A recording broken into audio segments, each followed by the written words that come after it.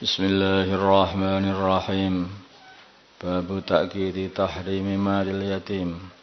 Di sini bab menerangkan penguatan pengharaman hartanya anak yatim bila mana memakannya tanpa kebenaran secara zalim. Qala berfirman Allah Ta'ala Innal ladina sungguhnya orang-orang ya'kuluna amwalal yatama yang memakan harta-harta orang-orang yatim, anak-anak yatim. Itu memang secara zalim, tidak dengan kebenaran. Innama ya'kuluna, hanyalah mereka itu memakan dan memasukkan fi butunihim dalam perut-perut mereka naron api. Wasaya selawana dan mereka akan sampai menempati sa'iron neraka sa'ir. Waqala dan berfirman Allah Ta'ala wala taqrabu dan janganlah kalian mendekati malal yatimi, hartanya anak yatim. Katakan wala taqrabu, saking berbahayanya harta anak yatim itu neraka itu. Maka mendekat pun jangan. Illa billati, kecuali jangan ini anunya. Illa billati, kecuali dengan cara yang cara itu ahsanu adalah lebih baik. Waqala dan berfirman Allah Ta'ala wa yas'alunaka, dan mereka bertanya kepada engkau Muhammad anil yatama, dari orang-orang yatim. Qul maka katakanlah Muhammad islahun, berbuat baik lahum kepada mereka khairun adalah lebih baik. Wa in tukhalituhum bila mana kalian berbau dengan mereka di dalam memakan, mereka makan hartamu, kamu makan harta mereka. Wa ikhwanukum, maka mereka itu adalah saudara-saudara mereka kalian. Wallahu, dan Allah ya'lamu mengetahui al-mufsida, orang yang berbuat kerusakan, minal muslihi, daripada orang yang berbuat kebaikan. Asal tidak secara zalim, itu ya boleh aja. Wa an Abi Hurairah, dari kadang-kadang orang itu kan susah untuk membedakan itu. Kadang-kadang. Dan juga kadang-kadang orang yang yatim itu lebih banyak hartanya daripada orang yang ngopeni, orang yang merawatnya. Yang merawat melarat sekali. Maka akhirnya yang seperti ini ya boleh makan seperlunya. Wan Abi Hurairah, tapi orang itu kalau yang merawat ini juga orang yang banyak juga hartanya. Maka alangkah baiknya kalau harta anak yatim itu disisihkan sendiri. Yaitu sisihkan sendiri biar anak yatimnya ikut makan dengan harta kamu, malah lebih baik. Sehingga utuh ketika sudah besar mereka itu jadi tidak meminta-minta kepada orang lain. Karena hartanya sudah ngumpul, kalau bisa berbuat begitu ya baik. Tapi kalau ikhtilat juga enggak masalah, asal tidak berbuat zalim. Dan Allah mengetahui siapa yang berbuat kerusakan, siapa yang berbuat kezaliman, dan siapa yang berbuat islah, berbuat kebaikan. Wa an Abi Hurairah, dari Abu Hurairah radhiyallahu taala anhu, anin Nabi, dari baginda Nabi Muhammad sallallahu alaihi wasallam, qala, beliau bersabda, istanibu, jauhilah kalian semua, as-sab'al mubiqati, 7 perkara yang menghancurkan. Kalau mereka berkata, ya Rasulullah, wahai Rasulullah sallallahu alaihi wasallam, ma hunna, dan apakah itu 7 perkara yang menghancurkan, mencelakakan, menghancurkan di akhirat nanti. Qala bersabda baginda Nabi, asyirku, yaitu mengsekutukan billahi Allah.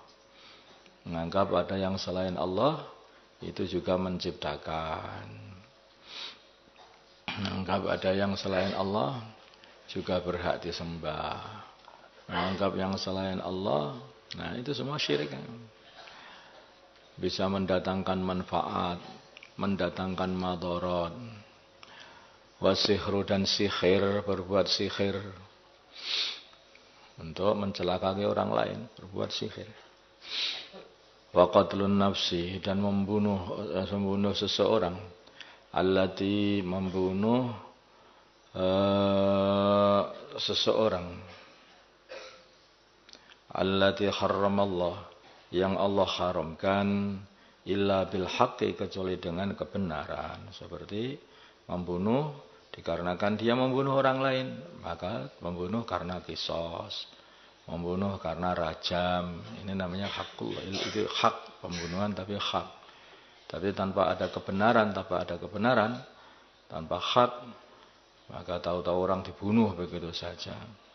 Atau orang itu mengumpat kamu, begitu langsung kamu bunuh. Ini namanya ini tidak hak. Wa aklur riba dan memakan riba, ini termasuk dosa besar semuanya. Wa aklu malil yatimi dan memakan hartanya anak yatim.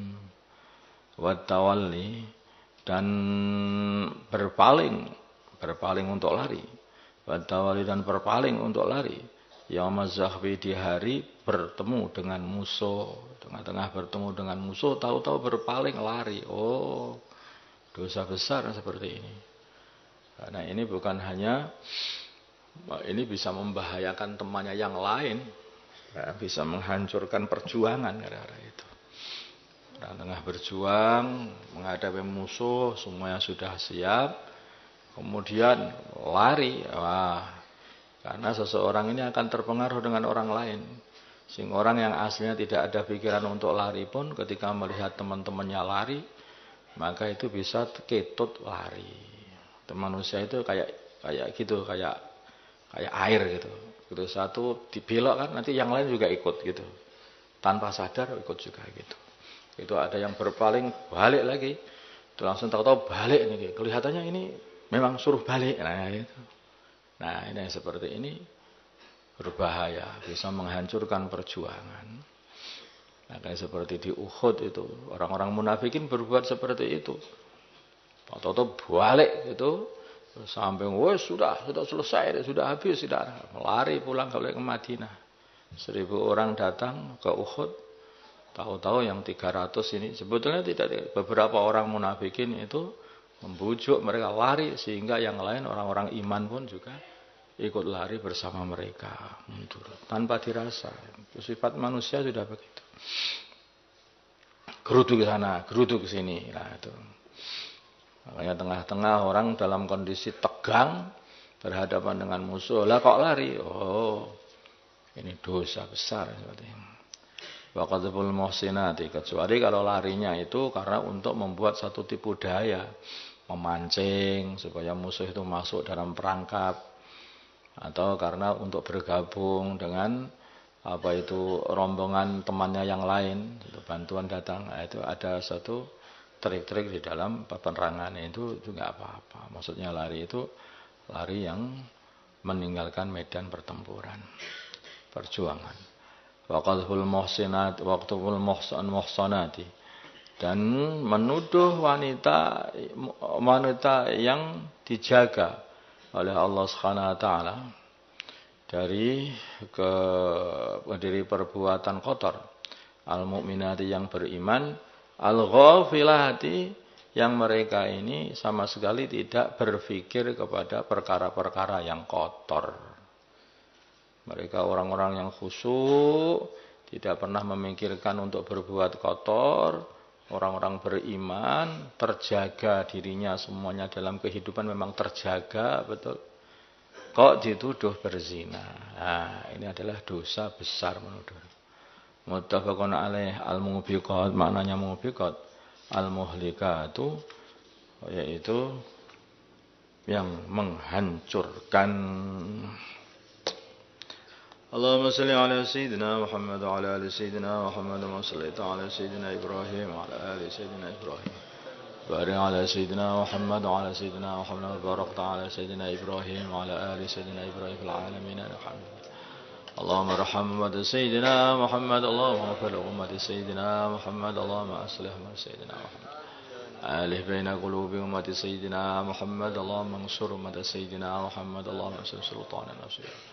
Sallallahu ala sayyidina Muhammadin nabiyil ummi wa ala alihi wasallam. Alhamdulillahirabbil alamin.